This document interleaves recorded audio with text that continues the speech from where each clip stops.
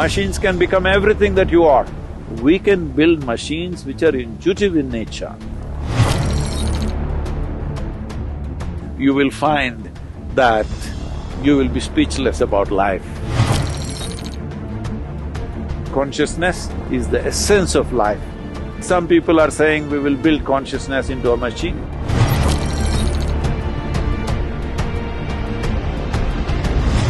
Namaskaram, Sadhguru. Experts say that human intuitions are essentially biochemical responses of our body. If that is so, an artificial intelligence can be powered to recreate human emotions. Are human intuitions truly biochemical algorithms, or are they something more profound? Whoa. Well, does human intelligence have something to do with biochemical activity that's happening in our system?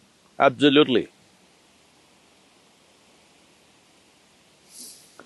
Well, when you know today that you being mentally balanced or imbalanced, you being stable or unstable, you being clear or unclear in your mind, has a chemical basis to it, or even you being happy or unhappy, loving or not loving, joyful or miserable, all has chemical basis. One way to understand this is, it is all a question of intelligence. Right now, as you sit here or wherever you sit, whether you make this experience of sitting here beautiful or ugly is a matter of intelligence, and it is also a matter of chemistry. They are not different. It is completely wrong to understand intelligence as thought. Thought is just one small expression of intelligence. This is a folly that modern societies have made because the modern education system has made people believe that thought is the only form of intelligence. If thought is the only form of intelligence, you will naturally understand that accumulation of data, analyzing data and projecting this data according to your analysis is intelligence. Well, this is a process that any machine can do. This you're beginning to understand now, that even the most complex thought that you think is phenomenal, today your computer can do it without effort.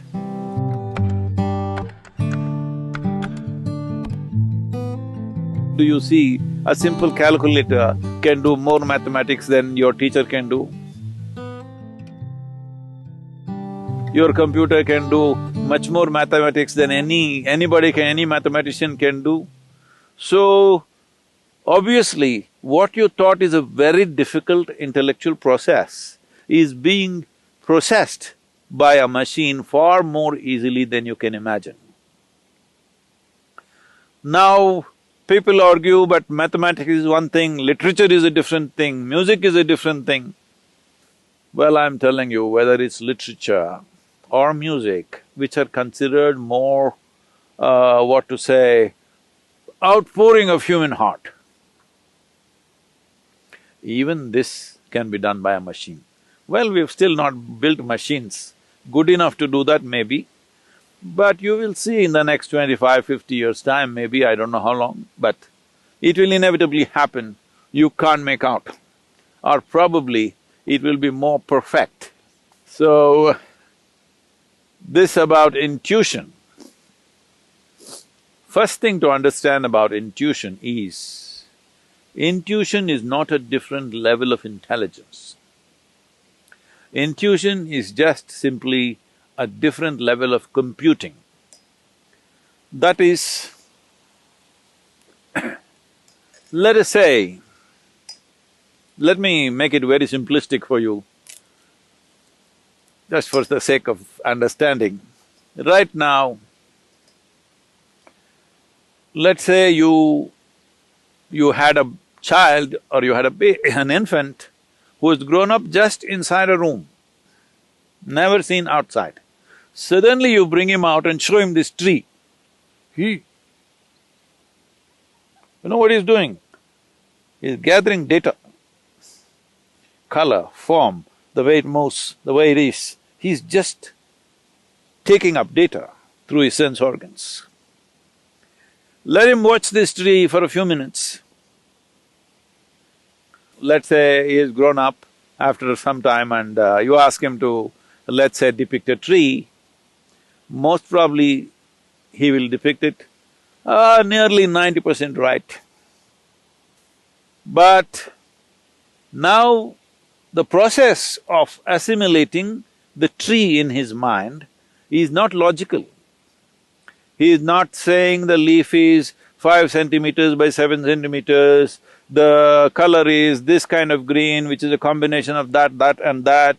No, there is no logical assimilation, it's intuitive. Simply just like that, the picture comes to his mind. Because all the data is there, processed, and jumps all the steps of 1, 2, 3, 4 and just gets there. So intuition is just that your computing is in such a way that you don't go through the logical process every time. So intuitive means your computing is skipping the logical steps and arriving at the answer, which is definitely a more sensible way to conduct your life. Is this just a biochemical algorithm?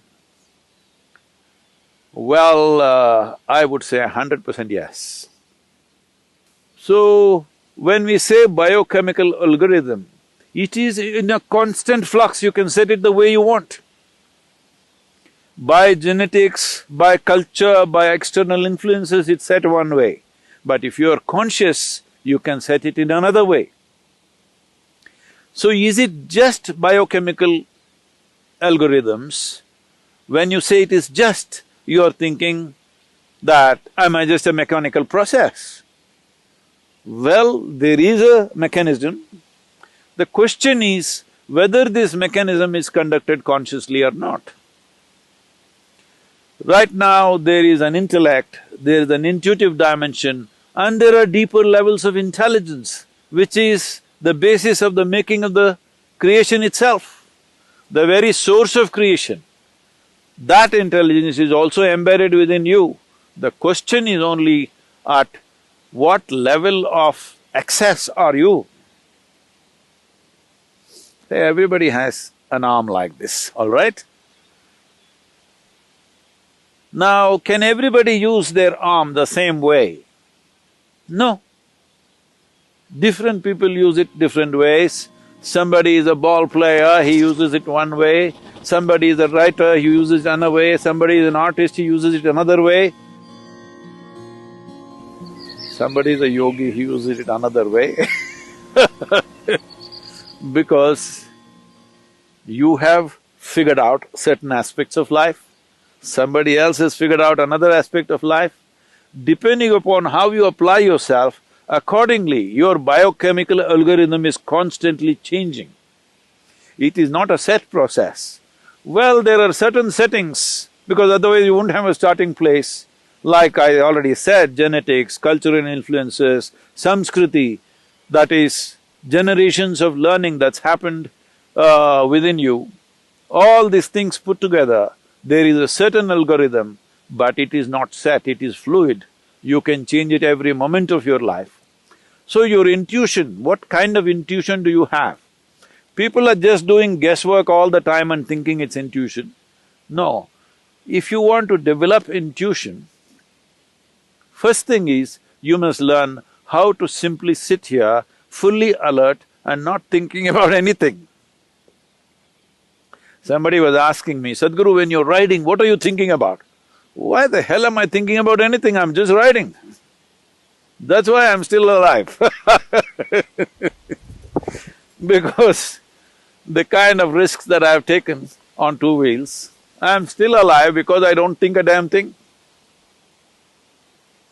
If you know how to simply sit here, alert but unthinking, Oh, how is that possible?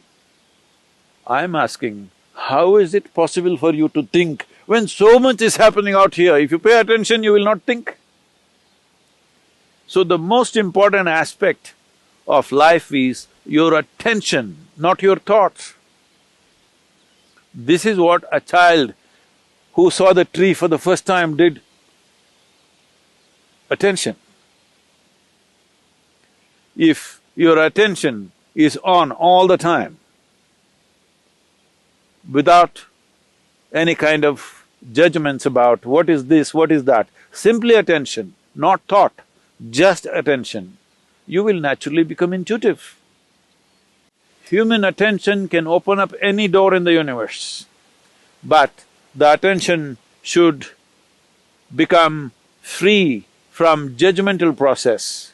That means, from the limited data that you've gathered, you should not go on judging everything around you. Because even if you think you know everything, the data that you have gathered is very, very limited. If you observe this tree for one whole year, the entire process of it dropping leaves and putting back new leaves and everything, still I'm telling you, you do not even know a small percentage of what the tree is.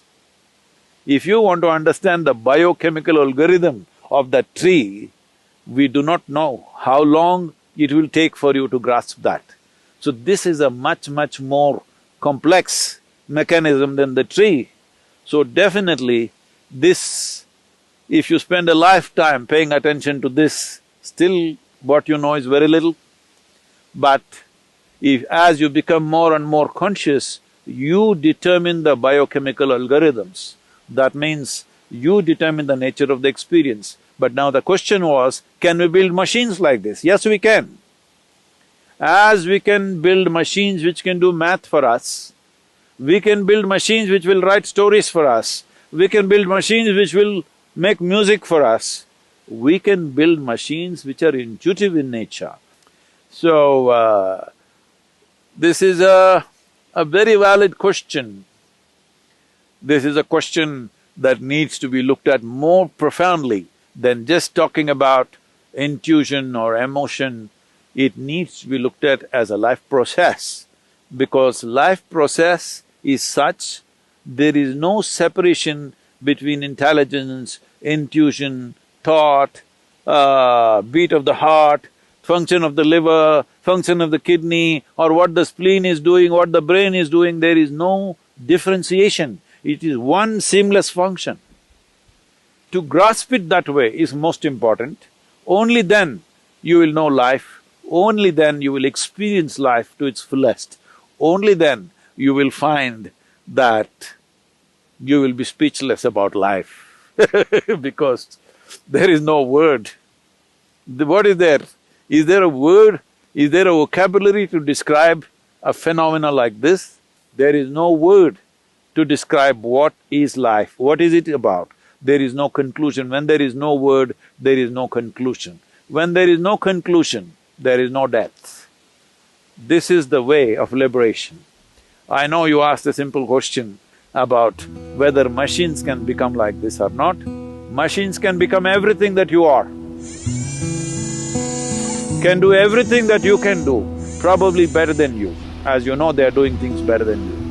Only thing is, they cannot become consciousness. Well, some people are saying we will build consciousness into a machine. That's not going to happen, because that's life. What you call as consciousness is the essence of life, that which cannot be described, for that which we don't have a word to say what it is, that which is that indescribable force which makes everything happen. That will not happen in a machine. Thank you for watching. For more informative videos, subscribe and press the bell icon.